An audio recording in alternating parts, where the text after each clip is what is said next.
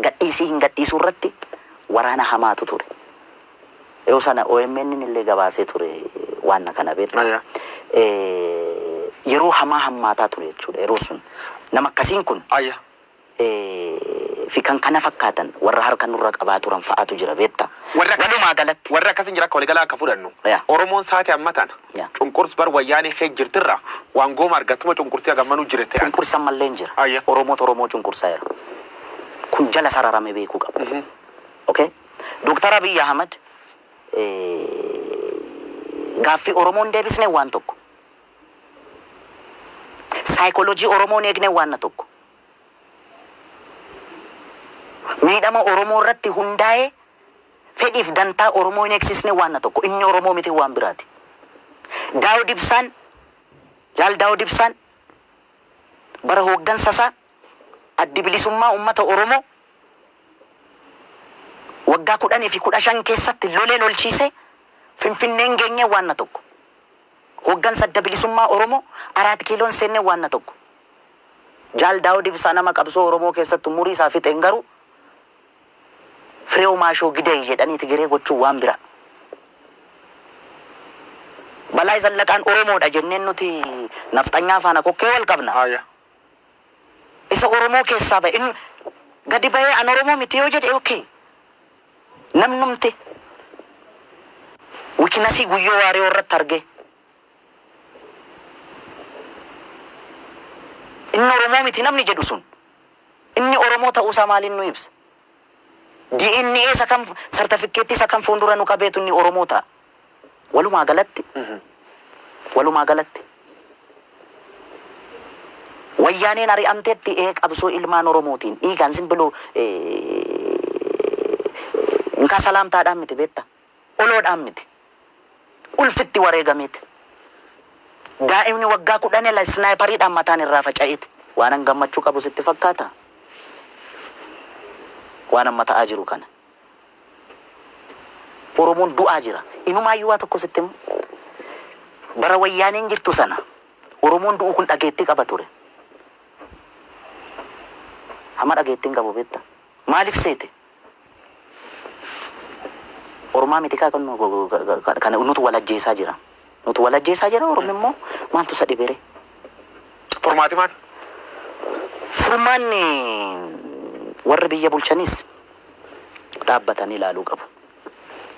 Warri qabsoo bilisummaa Oromoodhaaf falmaa jirra jedhanis dhaabbatanii ilaaluu qabu. Gaafa arbi walitti bu'u kan miidhamu marga hidhamaa miti. Wanti isaan beekuu qaban awwallaalummaa kiyyaan laale. Yoon illee badii qabaadde naa of kalchan.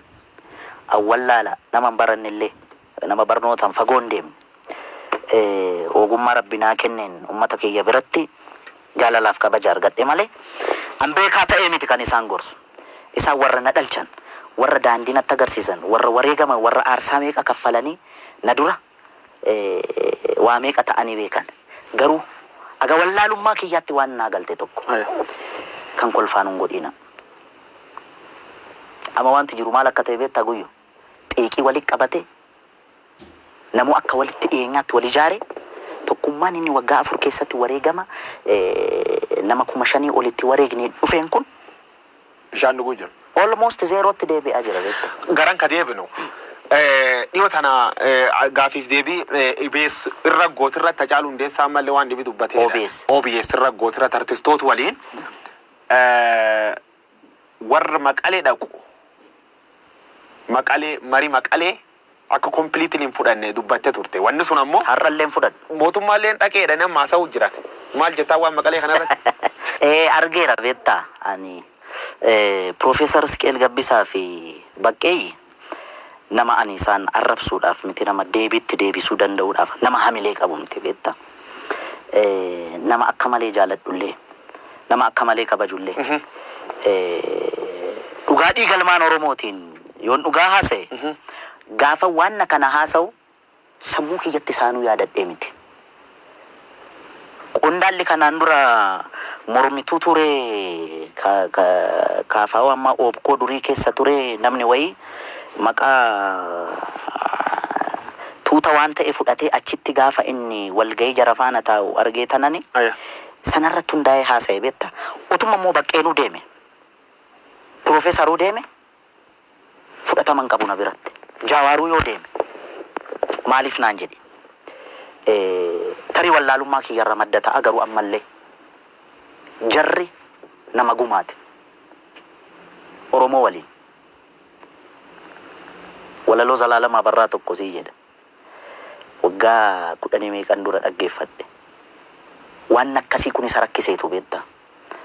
Akkamittiin caalee akkamittiin gurbaana dhaga'uu diddaa jedhe caalii sanyii dhiiraa caalii sanyii guddaa kan dur lammiin kee ajjeesee dibatee tufeen arraabne gafarsaan gaditti saawwaatti lakkaa'e yeroo yoo argatu raadiyoon sii waadee qawween sii akaa'e ammam lammii keetiin walii galtee diddee mana gumaalitti almahaa jedheetu afaan kottaafu kan shan ta'ee dhufu jedhe. Kan shan ta'ee dhufu. Kan shan ta'ee dhufu. Mana gumaa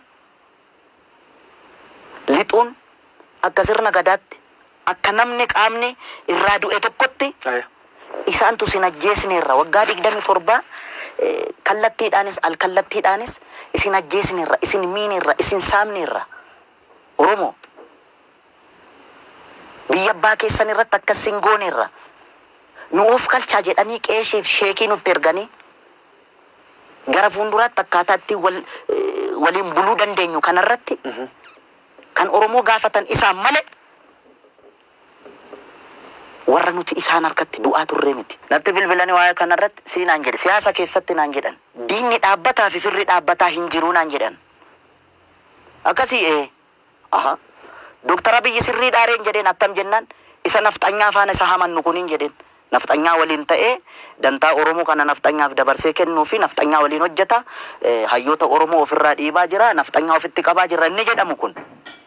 Nafxanyaan diina Oromooti. Kaleessas diina Oromooti. Hardhallee diina Oromooti. Gara fuulduraattis diina Oromooti. Akka wallaalummaa yaada Hacaaluu Hundeessaatti. Hacaaluu 4 kiiloof sittu aanee jettee sirbite turte.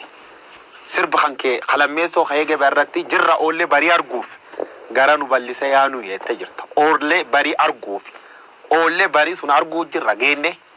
Arginee turre. Okay, akkamitti argine seete? Akkuma dura siin jedhe irra deddeebi'ee akka hin taaneefi. Paaworii guutumaan guutitti kan of harkaa qabaa turte TPLF samma Maqaleetti galtee qobaa kiyya miti OPDO waliin hin jira. Okay? Jawaar Mahammad kana wallaalee miti kan Minisoota irraas dhufee bar. Qaamni amma aangoorra jiru kun akka wayyaanee faana ture kana wallaalee miti. Okay? Qabsaa'onni gameeyyiin hedduun kan biyyatti galan. Hin beekamu kan ilmaan keenya jedhaniitu. Okay? Itti fayyadamne garagalani nu qarqaaran qabsoo Oromoo kana galmaan gaani jedhamee itti waliin shubbisamaa ture bar akka ajaa'ibaatti machii hamaa keessa ture uummanni keenya hundumtuu. Okay? Sana booda ijoolleen ibidda baattee ijoolleen Oromoo lixaa fi kibba Oromiyaa kana keessatti gaafa mul'achuu calqabamu walii galteen dhabamaa gaafa deemu isa sanatu bal'atee dhufe sadarkaa kanarra gahe. Innis yaalan hayyoon Oromoos yaalan qaama biyya bulchaa jiruu fi ijoollee keenya sana faana araarrakki bu'umu yaalan sana keessa saayinsii sana keessa deemaa ture achi keessa seenee hin borcuan nama siyaasaa miti. Jidduu isaaniitti walii galtee dhabameen uummanni keenya sakrifaayii amma kanaa kaffalaa jira. Eenyutti gaafatama kanaaf? Eenyutti gaafatama lachanu akka kiyyaatti. Mootummaa fi qaamni mormu. Qaamni mormu. Kanaafuu seena Oromoo sadarkaa Oromoon keessa jira kanaan fakkeenyaaf Oromoon isaati adda naannoo jiran keessa naannoo namni keessa hedduu jiru kan namni baay'inaan keessatti dhabuu jiru Oromoo. Kan akkamitti ibsita akkamiin laata? Amma beektaa sana keessa seenee borcuuni tarii wallaalummaa kiyya kaasuu danda'a. Akka Oromoo tokkotti maaltu sitti dhagahame Hacaaluu Oromoodhaaf iyyaa turte yoo naan jette. Ijoolleen daggala keessa jirtus dhiiga kiyyaana. Okay?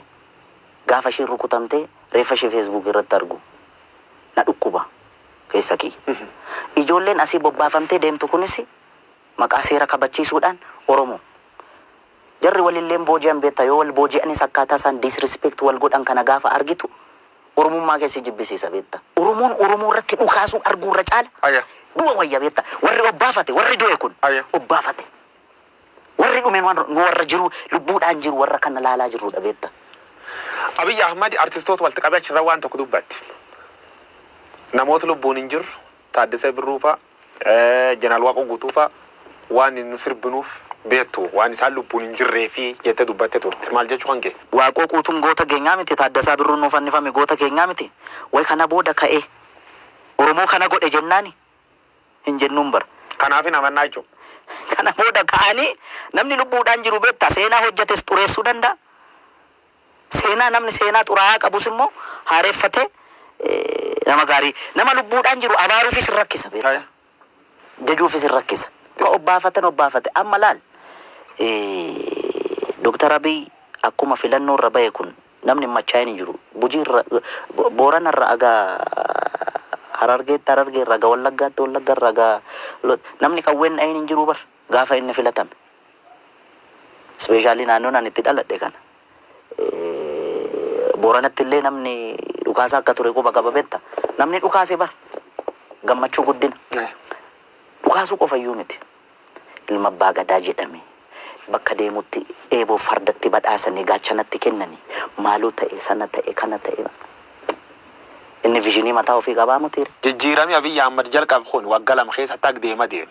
Kara sirriir jira warreen hin jira. Abiy Ahmed kara sirriir hin jiru dogongor guddoo hojjechuu jiru warreen hin jira.